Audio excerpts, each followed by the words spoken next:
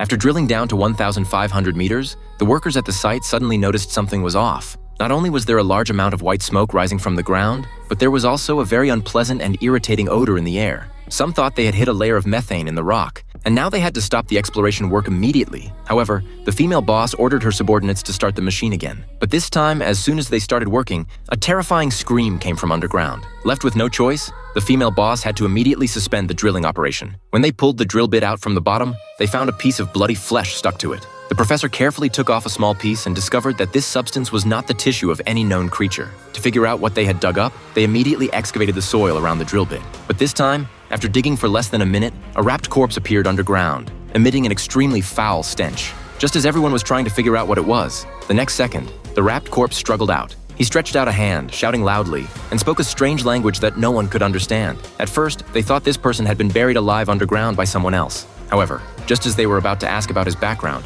a black tentacle suddenly drilled out of his nose. But due to the speed, except for the bespectacled professor who was closest, no one else saw this scene. Realizing that this man may have undergone some kind of mutation, when the female boss came to check, the professor immediately informed her of the seriousness of the matter. He then took everyone to do a blood sample test on the man. At this time, Jack started to chat idly on the side. He felt that the professor was doing something unnecessary. This man might have just been scared, and the worm just now might have been snot. But since everyone present listened to the professor, Jack could only come up behind the man, hold him, and start drawing blood for testing. But just as he was testing the blood sample, those tentacles came out of the man's ears again. This time, everyone witnessed it with their own eyes, except for Jack, who was holding the man and didn't see it. Even after the test was done and everyone had left, Jack still found it hard to believe. He brought a piece of bread to the man, ready to investigate. But the man suddenly started shaking all over. This time, Jack finally saw the mysterious tentacles clearly. He quickly stepped forward and grabbed the other man's neck. The other man also seemed to be under control. Just as the two were in a standoff, the mysterious creature inside the other man's body suddenly ran into Jack's body.